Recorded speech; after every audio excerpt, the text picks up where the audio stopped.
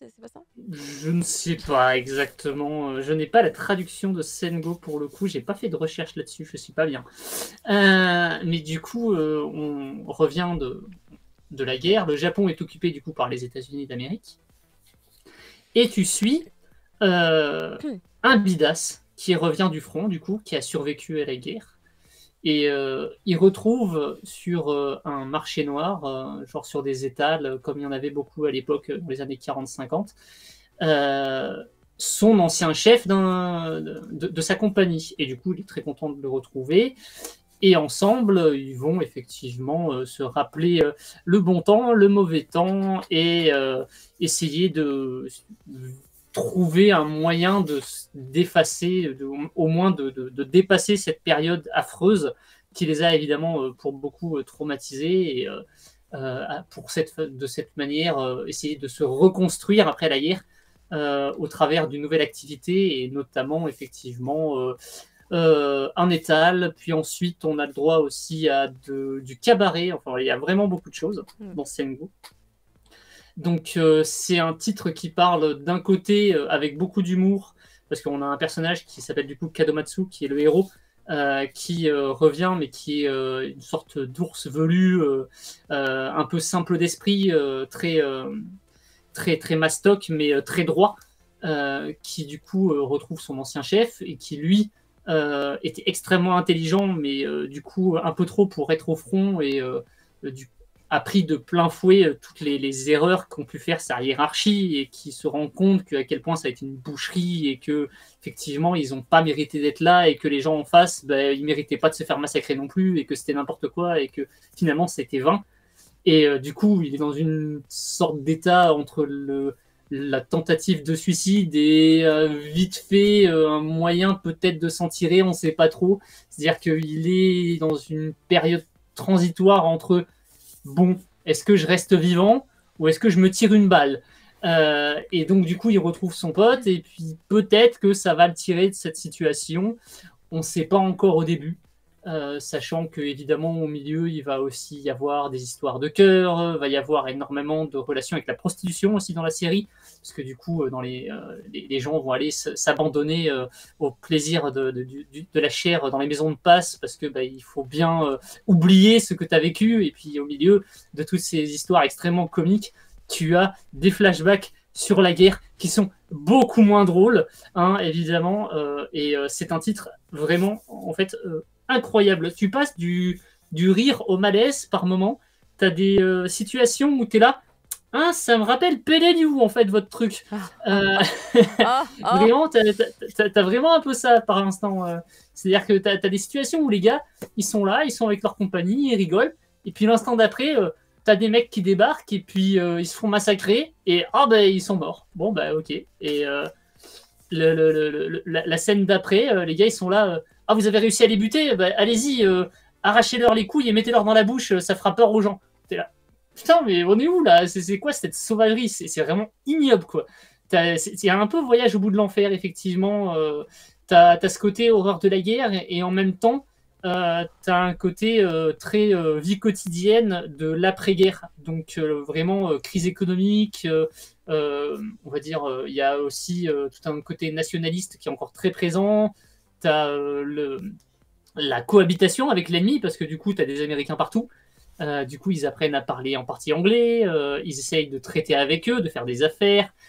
Forcément, par moment, ça rappelle aussi, je ne sais même pas s'il y en a qui ont lu Rainbow, mais ça se passe un peu à la même période. Alors, ça se passe peut-être en 10 ans après. On est en plein macartisme aussi aux États-Unis.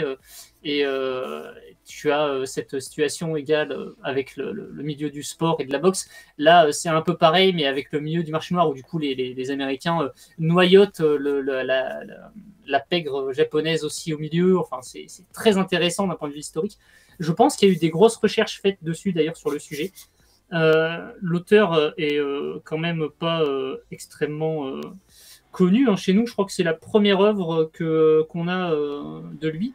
Mais par contre, la série a quand même reçu le prix Tezuka. Hein. Donc, c'est pas de la merde, quoi. On n'est pas sur un truc qui sort de nulle part.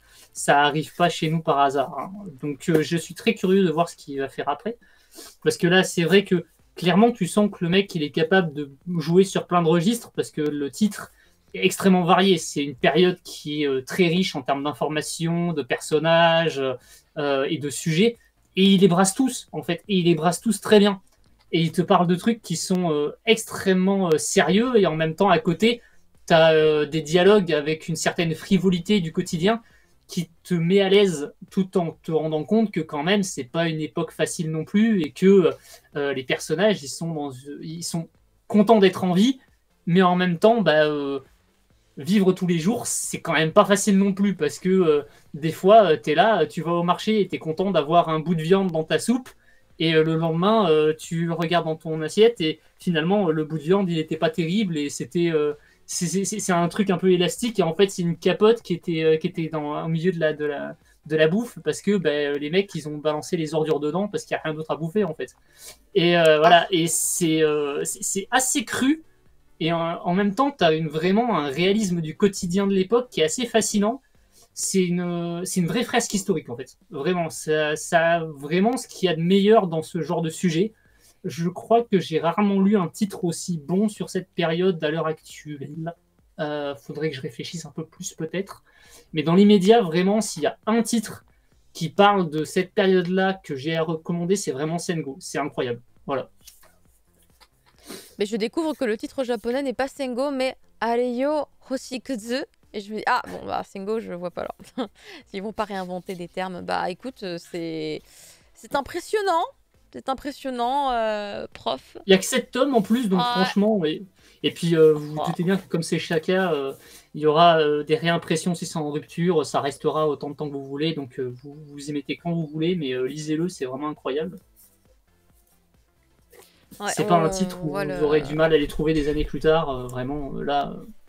Mais dans l'immédiat, pour le coup, foncez quand même, hein, parce que ça vaut le coup. Hein. C'est juste dingue.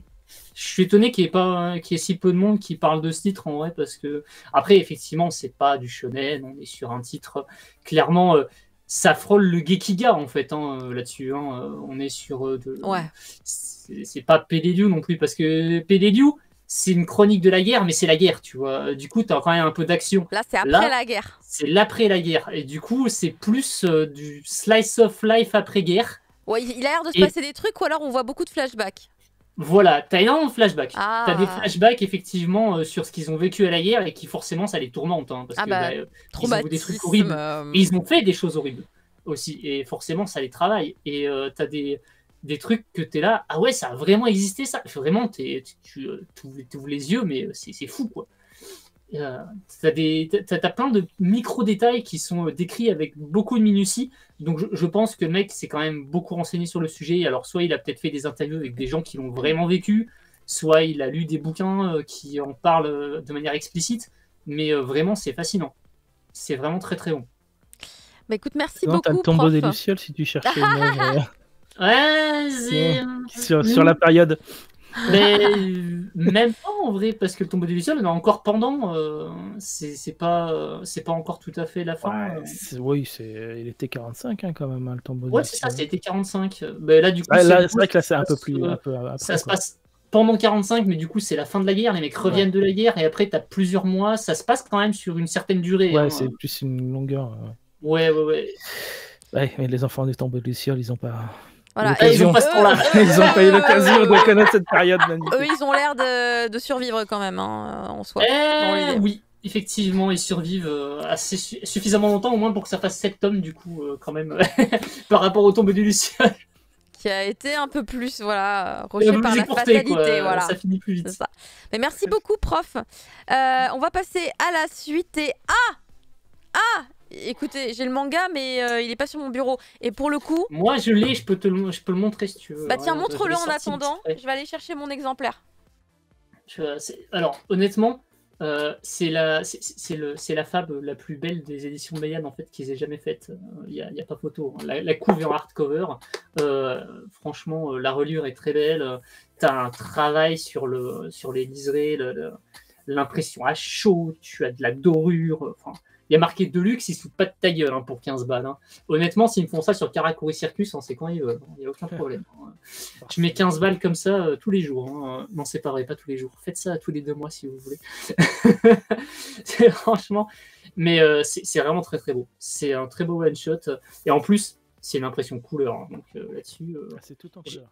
Ouais, c'est tout en couleur, tout le long. Et